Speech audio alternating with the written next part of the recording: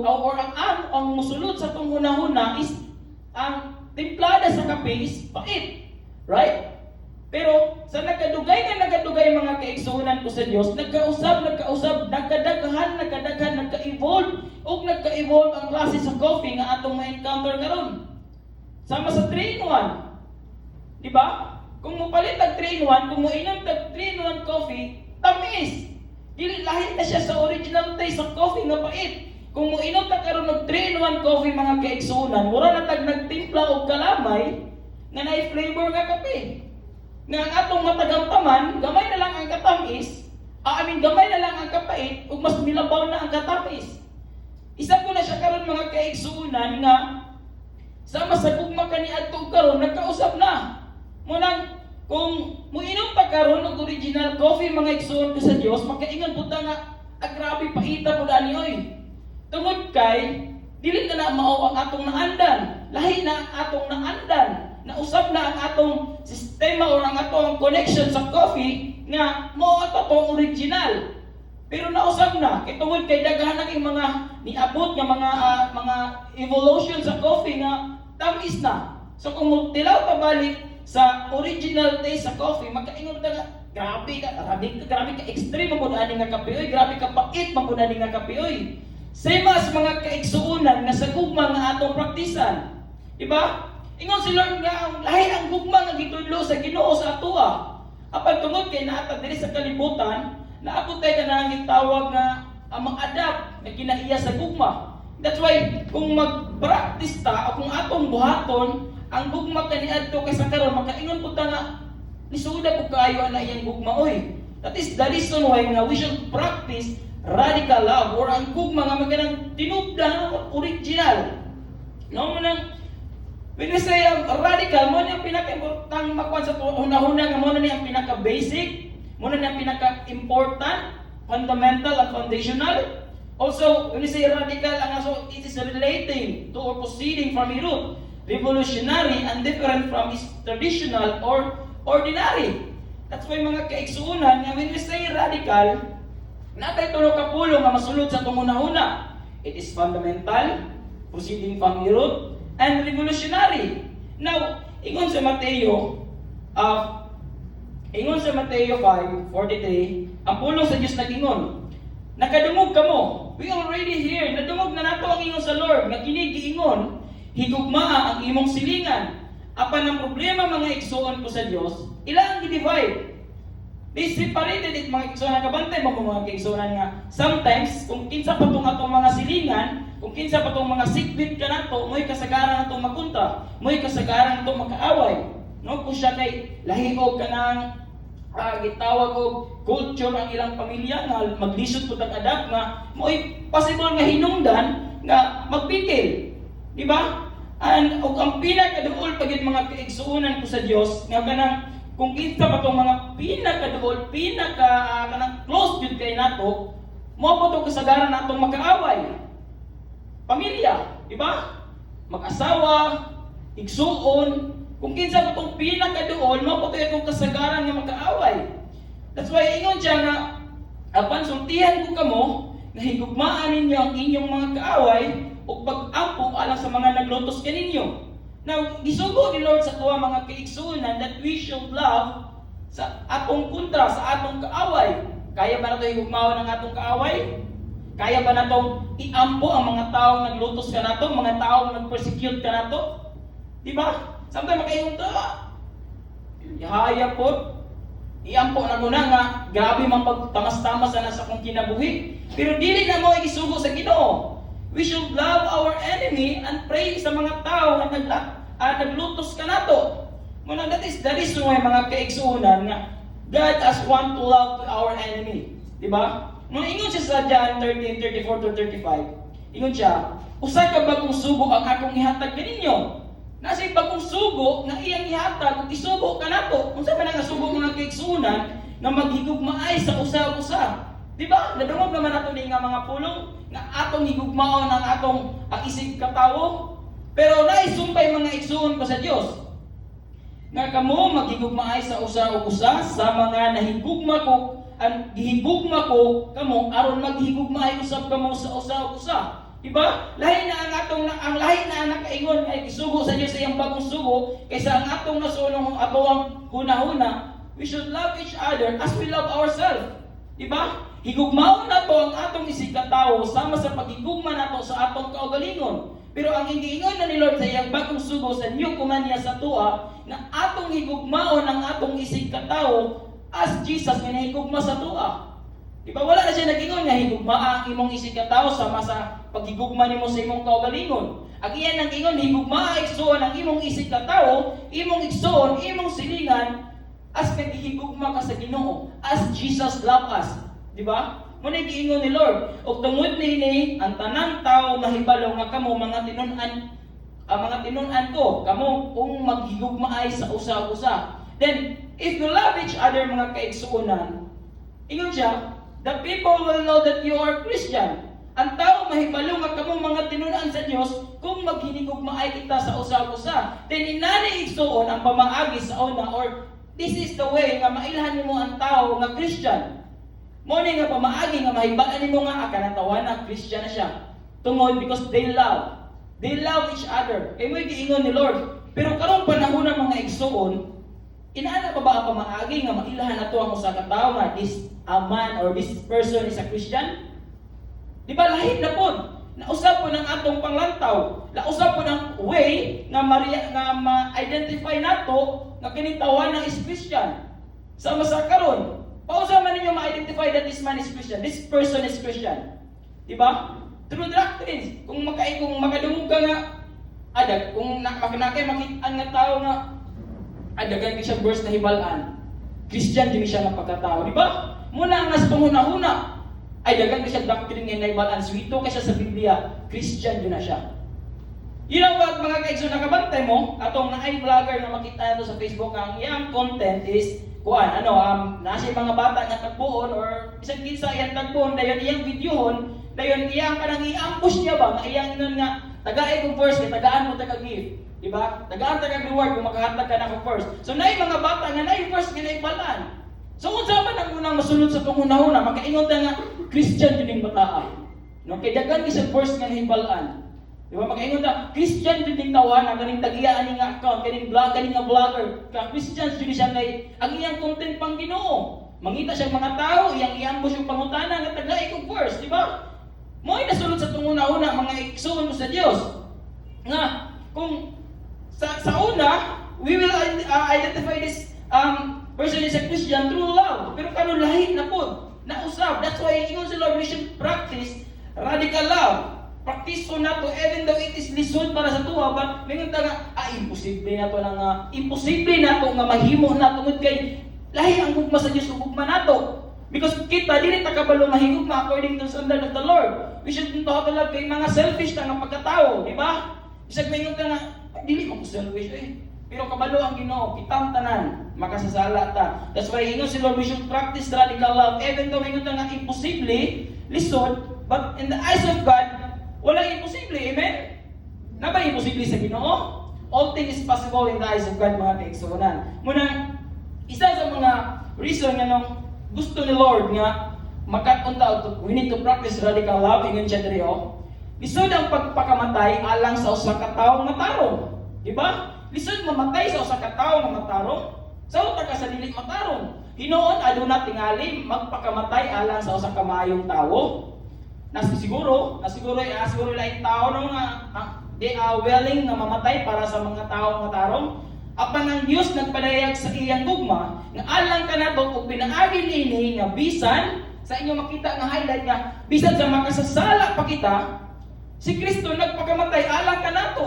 Even sa tayo mga igsoon ko sa Dios nga makasasala pa kita, even sa tayo mga igsoon nga nahilayo, nahimulag pa kita sa Dios, nagpuhat pa kita sa mga tao kalibutan ng binuhatan mga igsoon, nagpakamatay si Kristo alang kanato.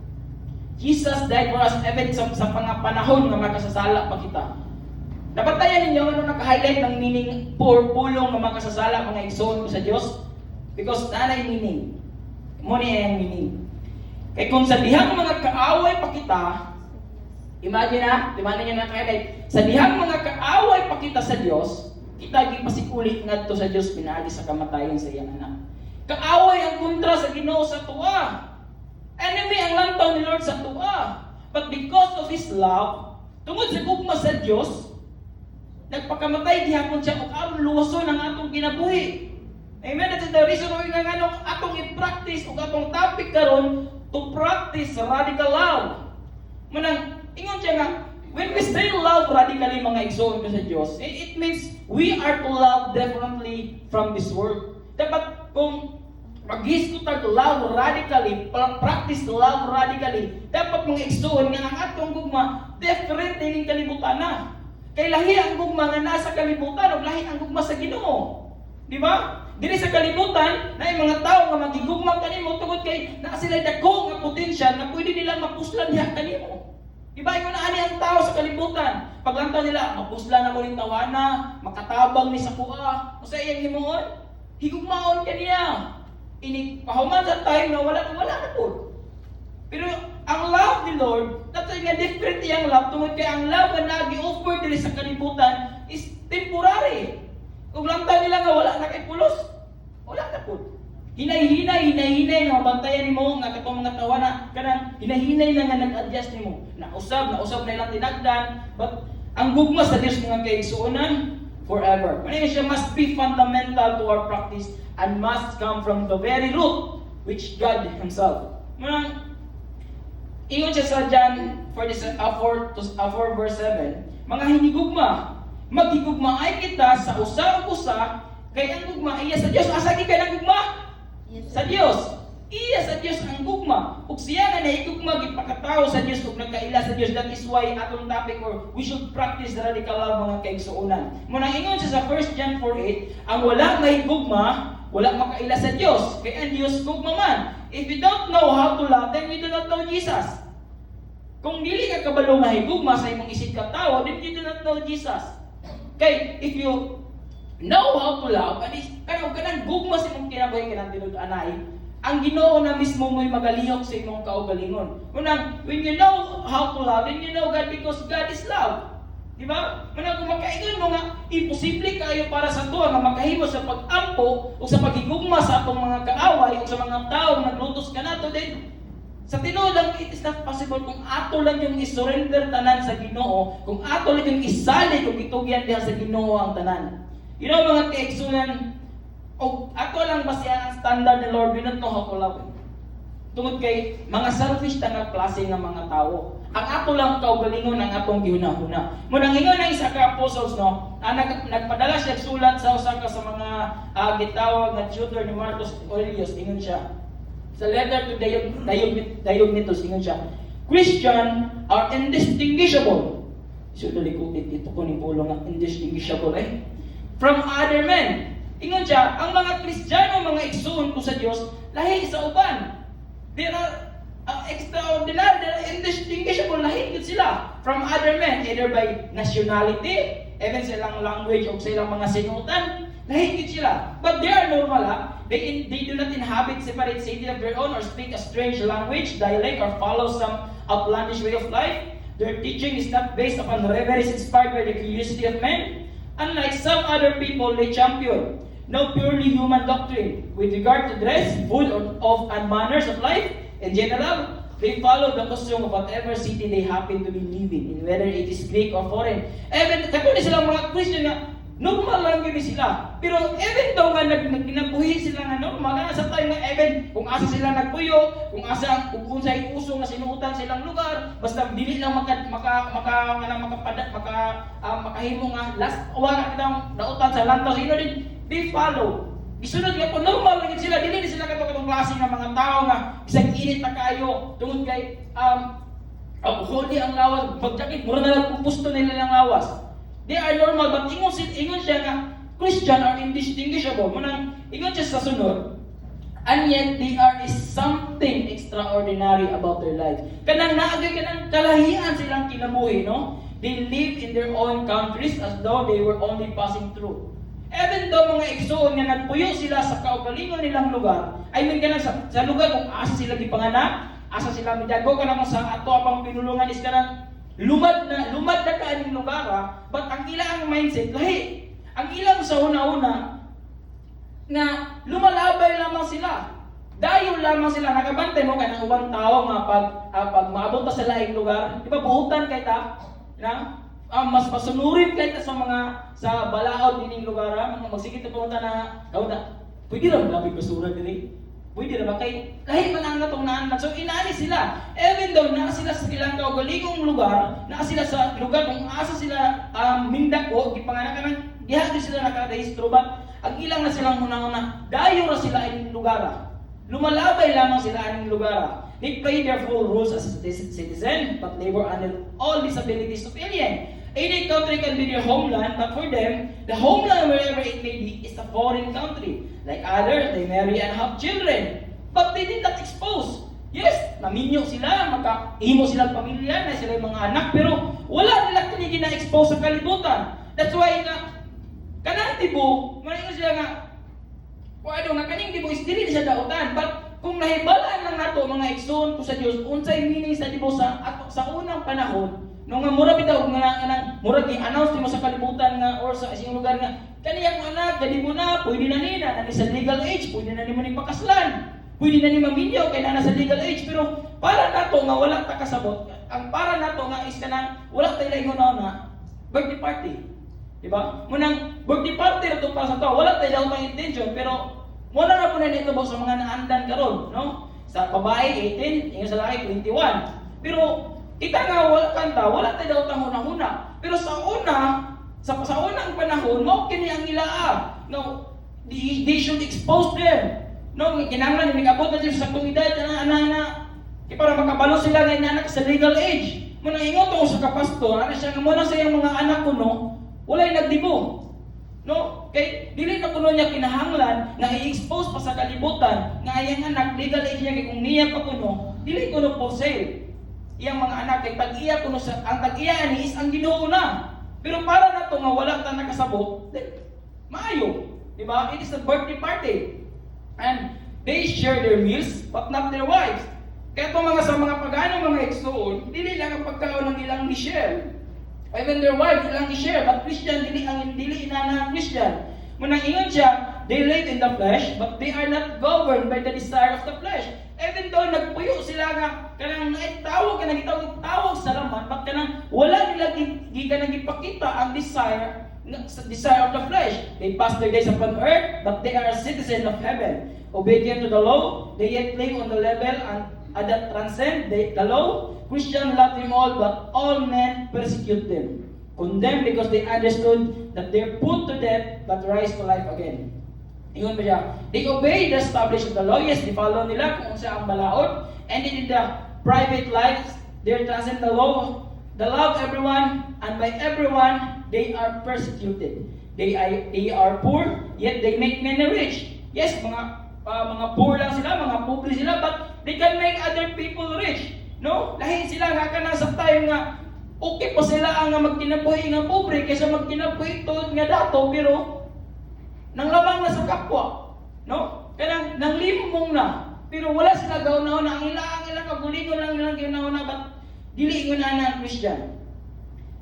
And everything yet they abound in everything, no? Manang they are cursed, yet they blessed. They are insulted to other people, yet they offer to respect. Even though nga gi-insulto na sila, the real Christian ang ilang ibalik, respect. They offer respect. Those who hated them are unable to give a reason for their hostility. Grabe nga kinabuhi sa Kristiyano. Nga that is the reason sa mga igsoon nga atong i-practice o we should know love radically. Manang ingon siya sa 1 Thessalonians 3:12-13, ug ang Ginoo magpatubo ug magpadato kaninyo diha sa gugma. Sa matag usa ug ngadto sa tanang tawo sama sa among gibuhat nga naha kaninyo. Ingon siya sa 13, aron iyang mapalig-on ang inyong mga kasing-kasing, aron dili kita masaway diha sa kabalaan sa tubangan sa tubuhi nga Dios. O kang amahan inigabot unya sa atong Ginoong Hesus uban sa tanan niyang mga balaan. Now, kita man kanato diri karon ang excited nga mobalik si Jesus. Dili mo excited nga mobalik si Jesus? Pero okay ra. Nagyo mga inana sa tayo mga na sa mga activity na medyo maulaw ta mo participate but kabalo ang Ginoo sa to kasing-kasing, no? Nakita ni Lord kung unsa na sa ato kasing-kasing. Even though wala ta ni isa but Lord no nga excited po ka nga mabalik sa Jesus. But the question is, prepared na ba mo sa pagbalik sa Ginoo? Amen. Sa mga way or paunsa mag-prepare sa pagbalik ni Lord? Love. You need to love. You need to practice love radically. Even though it is possible para sa tuwa ng mga tao, but in the eyes of God, there is nothing is impossible. Now, when we talk about the life of Jonas, mga igsoon, no? Before tayo magpadayon, before tayo mag-isgot sa kinabuhi ni Jonas, when we say love radically, when we say practice love radically, mo niya mga two words, no, nga important kayo. First, initiative. Number two, indefatigable. Ang word nga indefatigable, from the word fatigue, kapoy. No? But the word indefatigable, kanang dili kapoyon, dili mo surrender. Na even not happen, step going, step forward, wala ni atras, kanang wala po di stop, wala ni surrender, wala ni quit. Still kanang, grabe ka kanang recharge bitaw mga igsoon. That is indefatigable. And initiated mga igsoon, mo na siya ang gihisgot ang buot pasabot ani nga initiative. God initiated love toward us. Kung paunsa gi-initiate ni love ang iyang gugma para kanato. Muna, there are some people mga kaigsoon kisa nakaila ni Jonas. Kisa nakabalo sa story ni Jonas. Sa una akong naibatan na yun nga pag makadungog ko ng pulong nga Jonas ang nasa kung una-una katuman ng tao nga nasa Bible. Diba? Nagikaon sa akong isda nga nabuhi ra. So, kung mag-iskuta sa kinabuhi ni Jonas, mga kaigsoon, kabalo mo, sa mga unang panahon, na yung mga tao nga dili utuo ni Jonas, na yung mga tao nga mayon nga, the life of Jonas is not real. Dili tinuod. Imagine ka, kaunong kag-isda rin, buhi ra ka. For 3 days and 3 nights, kasatiyan sa isda, buhi ra ka. Sa pagkaon sa ito, wala ka, kanadog mo. Kaya mga tao nga mayon nga, dili tinuod ang kinabuhi ni Jonas. Posible kayo na, imposible kayo na, ikaon ka sa isda niya, wala man lang ka ng unsa, din nabuhi pagid ka, nakagawas na ka balik sa baba sa isda, awgin ka sa tiyan sa isda for 3 days and 3 nights. But ingon ang 2 Kings mga igsoon, iyang giuli ang utlanan sa Israel gikan sa agianan sa Hamat ngadto sa dagat sa Araba, sumala sa pulong sa Ginoo ang Dios sa Israel. Nga iyang gipamulong pinaagi sa iyang sulugoon, pinaagi sa iyang sulugoon nga kinsa na si Jonas nga anak ni Amitay, propeta nga gikan sa Gatiper. Dili pala sa verse mga igsoon, makita na nimo nga gisampit sa Ginoo ang pangalan ni Jonas. Munang the meaning of Jonas mga kaigsoon, it means doubt, no? Ang kanang Amitay, ang meaning na true one, mo na ang iyang amahan, anak ni Amitay. And ang kanang Gatiper mga kaigsoon, it is a town in Lower Galilee kung diin nagpuyo si Jonah. Jonah was real person. Tinuod si Jonah. And even Jesus talk about him. No? Manang ingon siya sa Mateo, apan kanila mitubag siya nga nag-ingon. Ang usa ka dautan nga maluibon nga kaliwatan mangita og ilahanan apan walay laing ilahanan nga ihatag nini gawas lamang sa ilahanan ni Jonas nga propeta. Makita gyapon niya ang pangalan ni Jonas. Now, even though mga igsoon nga maingon sila nga imposible ang nahitabo sa kinabuhi ni Jonas nga isa sa mga nag-open silang unahuna nga dili tinuod si Jonas atong natawon. Sama niini. Kailan man unsa ni ba? Kani nga isda dako ni nga isda nga nagitawag sa tuwang putanding. No nga napoy mga uban ani nga nagtawag og gitawag nila tiki-tiki. Nga nakuyawan ni ko primerong istorya nako atong taga-Sari nga pag-ingon niya nga mama namin dito sa Ilaa kay hili ko spur fishing, ingon siya nga ayaw mo kumpiyansa diya kay dagko or ba kay tiki-tiki. Alahin mo daya kung tiki-tiki nga nahibalaan. Kaya kinadakan tiki-tiki nga ako nakita, bukton ra nako gamay kay ginununan ko nga, la excited kayo ko kay dagko ko nang tiki-tiki, lamay kay ginununan. Then dito naman ko natingala nga nagkadugay ang among pagtabi, natingala ko niabot naman siya nga dangagon ba nang isda Ingon po ko nga, dangagon man ginang isda, pataka lagi naghapa, di mo tago, manang mabuko-buko usahay. Magdangagon ko yung ngayon rin, adangan din ang isda, kung nga, ang nasa kong anong nadangan man. Mamutol ko ng bukot, tingko nga, ang bukol magpukot nga pila ra may kusog atong tiki-tiki bisag magian to pinakagamay nga pukot laya madala man to. Ang sa worst pag dito na jud ko nagulbaan kini nga mag pila na kasakayan ang naguba ana diri uy. Muguba na magsakayan niyo usa din tiki-tiki. Mao din niya ang ilang pasabot nga tiki-tiki. Nangutana man ko usa day kulong sa inyong tiki-tiki siya. Blue ko no nga nay puntik-puntik ingon ko nga. Di ba to puntik-puntik di po to blue mo. Kung to ka nang murang to light brown ang kulor. Siya ay dili na mao. Katubang mga gitawin nagwil sa kubutan din. Mo din yung tiki-tiki sila Dangagon na nga ita kanang mura sometimes kung managat sila, makakita sila niini. Mulikay sila.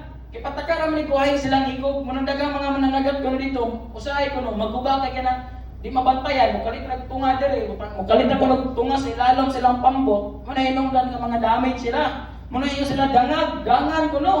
So ingon ko, pwede ni siya nga mahimo nga mo kaon ni Jonah. Example lang.